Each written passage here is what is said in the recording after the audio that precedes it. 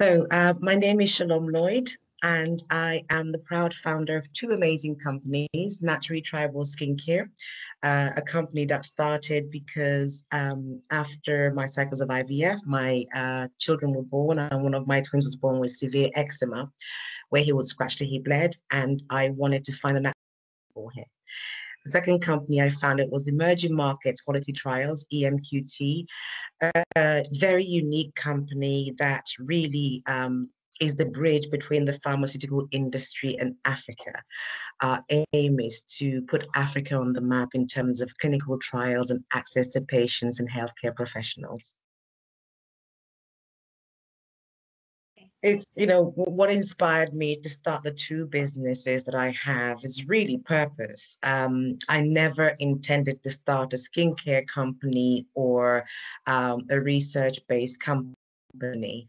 I was just a regular woman working my 9 to 5 job, but then as a mom, having my children, and as a pharmacist, I'm a scientist really, and never really didn't know much about the skincare industry, but having my child have eczema and suffer. And after going through 4 rounds of IVF and pumping myself with chemicals, the last thing I wanted was to flood up this child's skin with more chemicals. So that was how Naturally Tribal Skincare was born.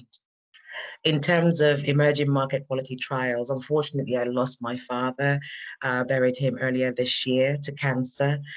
He lived in Africa, and it made me really realize that patients of African descent based in Africa are not necessarily included in clinical research. If he was based here, he would have had access to better treatment, access to clinical trials. So for me, the two businesses were finding a solution for a problem.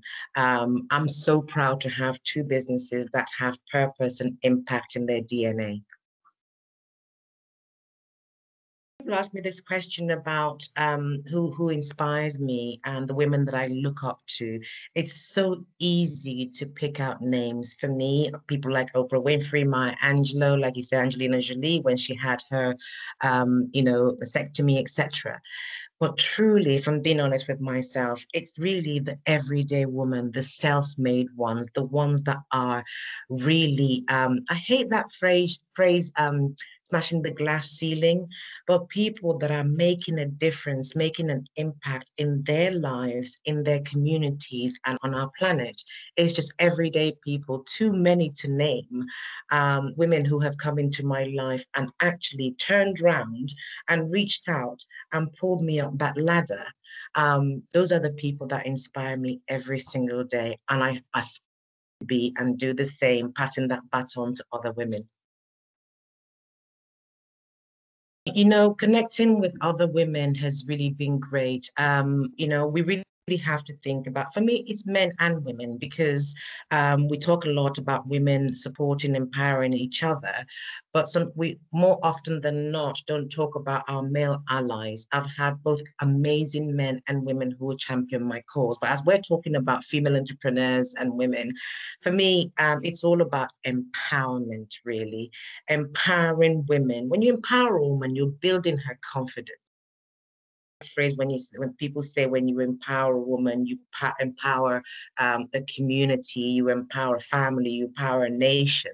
That's very true, because I realized that by empowering a woman myself, I empower myself. By empowering a woman, we change the world. We teach our children, we learn, we rise, we evolve. By empowering a woman, we build a community. We live by example, and that's what inspires me about seeing women empowering each other. We don't have enough of that. We talk a lot about it, but I so want to see more action, more examples of how we're empowering each other. Events like this are, I'm quite selective in events I attend, because I personally don't like a lot of talk and no action.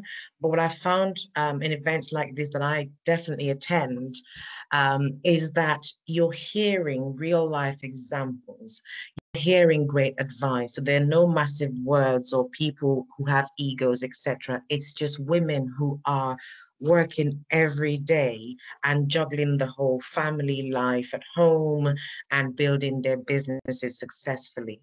So it's about inspiration, it's about seeing someone and saying, actually, they can do it, so can I.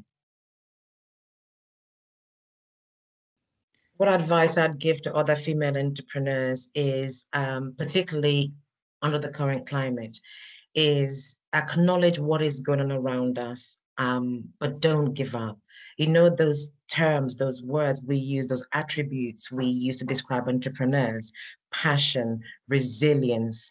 We need to live those even in the face of adversity, right? So we just can't give up. We've gone too far to give up at this point. So it's just keep going and don't be afraid to ask.